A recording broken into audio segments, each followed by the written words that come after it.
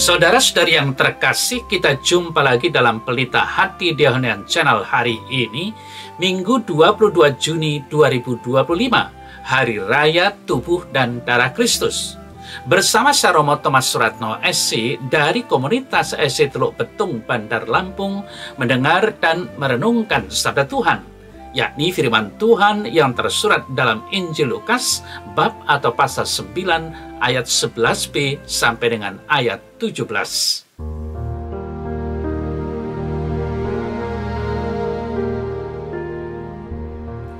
Sekali peristiwa, Yesus berbicara kepada orang banyak tentang kerajaan Allah, dan ia menyembuhkan orang-orang yang memerlukan penyembuhan. Pada waktu hari mulai malam, datanglah ke-12 muridnya kepadanya dan berkata, "Suruhlah orang banyak itu pergi, supaya mereka pergi ke desa-desa dan kampung-kampung sekitar ini untuk mencari tempat penginapan dan makanan, karena di sini kita berada di tempat yang sunyi." Tetapi ia berkata kepada mereka, "Kamu harus memberi mereka makan."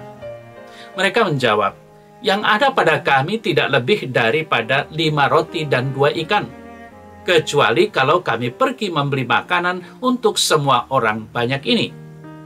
Sebab di situ ada kira-kira 5.000 orang laki-laki. Lalu ia berkata kepada murid-muridnya, "Suruhlah mereka duduk berkelompok-kelompok, kira-kira 50 orang sekelompok." Murid-murid melakukannya dan menyuruh semua orang banyak itu duduk. Dan setelah ia mengambil 5 roti dan 2 ikan itu, ia menengadah ke langit, mengucap berkat, lalu memecah-mecahkan roti itu dan memberikannya kepada murid-muridnya supaya dibagi-bagikannya kepada orang banyak. Dan mereka semuanya makan sampai kenyang. Kemudian dikumpulkan potongan-potongan roti yang sisa sebanyak 12 bakul.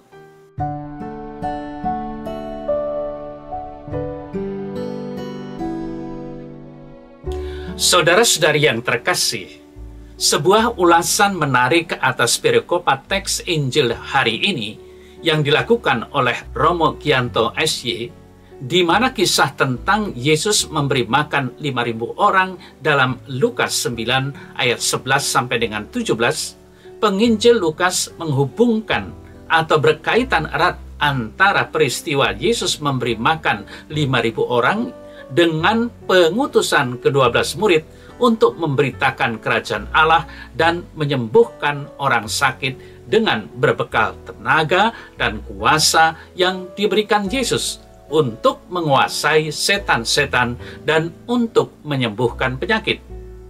Dan hanya bekal inilah yang membuat pemberitaan dan tindakan mereka berhasil. Jadi, bukan keterampilan dan penampilan mereka sendiri. Saudara-saudari yang terkasih, kaitan erat itu terlihat manakala Yesus membicarakan kerajaan Allah bagi orang banyak sambil menyembuhkan mereka yang butuh disembuhkan. Itulah 2 perkara yang ditugaskannya kepada 12 orang muridnya. Kemudian disebutkan pula bahwa murid-murid tadi baru kembali keliling dan menceritakan kepada Yesus bagaimana mereka telah menjalankan pengutusan tadi.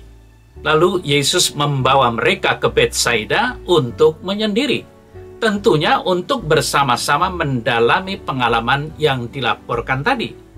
Namun, orang banyak yang sudah mendengar, melihat, dan mengalami yang dilakukan para murid tadi tetap mengikuti mereka. Saudara-saudara yang terkasih, orang banyak itu datang berkerumun. Daripadanya lah terpancar tenaga dan kuasa yang telah menyingkirkan kekuatan-kekuatan jahat dan penyakit. Bagi mereka, kerajaan Allah ialah kehadiran yang maha kuasa yang memberi harapan, ketenangan, keberanian, keuletan, kesembuhan, apa saja yang membuat mereka hidup terus, terutama bagi mereka yang merasa butuh pertolongan. Mungkin mereka tidak mengungkapkannya dengan kata-kata, tapi pencarian makna hidup seperti ini ialah cara mengakui kehadiran yang ilahi dalam kehidupan. Dan bila semakin didalami, semakin nyata pula hadirnya kerajaan Allah. Semua orang bisa mengalaminya dulu dan juga kini. Saudara-saudari yang terkasih, kisah selanjutnya, murid-murid Yesus baru saja kembali dari merasul, dan mereka sukses. Kemudian Yesus mengajak murid-muridnya ke Betsaida, maksudnya sekedar sejenak beristirahat. Lalu bagaimana dengan orang banyak yang mengikuti dan mengagumi kelompok murid dan guru ini? Para murid memohon agar Yesus menyuruh mereka pulang dan istirahat juga. Bagaimana reaksi Yesus? Yesus berkata, kalian harus memberi mereka makan. Namun yang ada hanya 5 roti dan 2 ikan. Sangat mustahil untuk 5.000 orang. Kiranya yang dimaksudkan itu adalah jumlah yang berlipat-lipat ganda, dan keadaan itu suatu realita yang sangat manusiawi. Dan apa yang saat itu terjadi, hal yang menakjubkan yang melampaui ukuran-ukuran praktis manusia yang melebihi kemampuan biasa. Bagaimana persisnya terjadi, kita tidak tahu. Kita hanya melihat penyelesaiannya saja, di mana semua orang akhirnya ikut kebagian makan. Semua orang dapat ikut bersukacita. 5.000 laki-laki, tak terhitung perempuan dan anak-anak yang ikut meramaikan.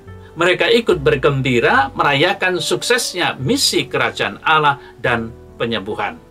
Saudara-saudari yang terkasih, di sini ada baiknya kita berhenti sejenak untuk ikut merasakan kegembiraan yang muncul dari penginjil Lukas.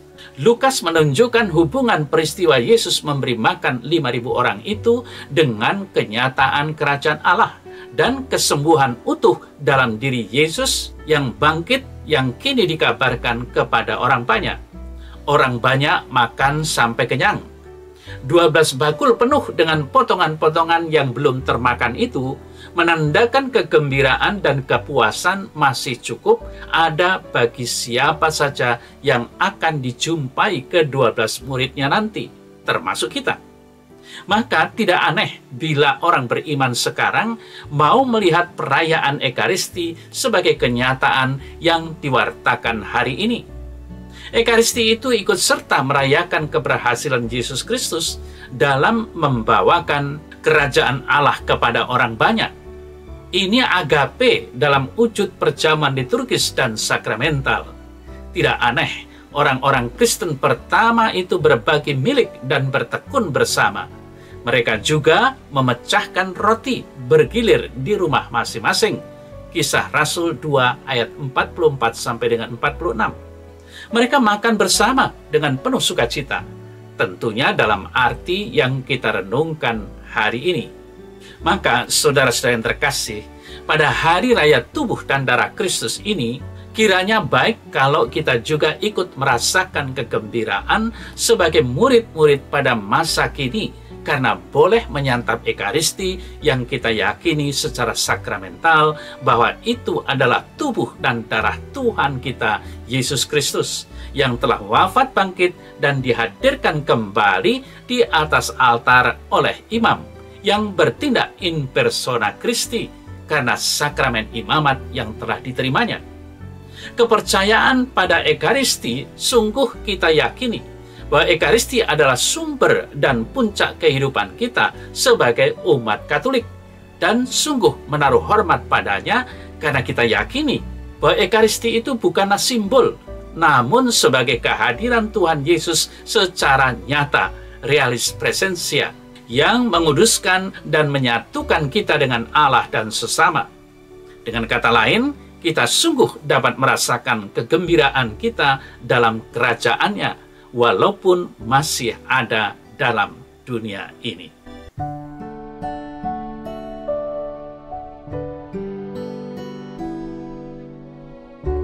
Dalam nama Bapa dan Putra dan Roh Kudus. Amin. Ya Tuhan Yesus Kristus, kami bersyukur atas pemberian tubuh dan darah-Mu yang mulia dalam Ekaristi setiap kali kami merayakan Misa Kudus. Engkau selalu menguduskan kami, manakala kami memuji Dikau dan bersatu denganmu dengan menyantap hosti kudus-Mu. Terpujilah Engkau kini dan sepanjang segala masa. Amin. Semoga Allah yang Maha Kuasa memberkati saudara, Bapa dan Putra dan Roh Kudus. Amin.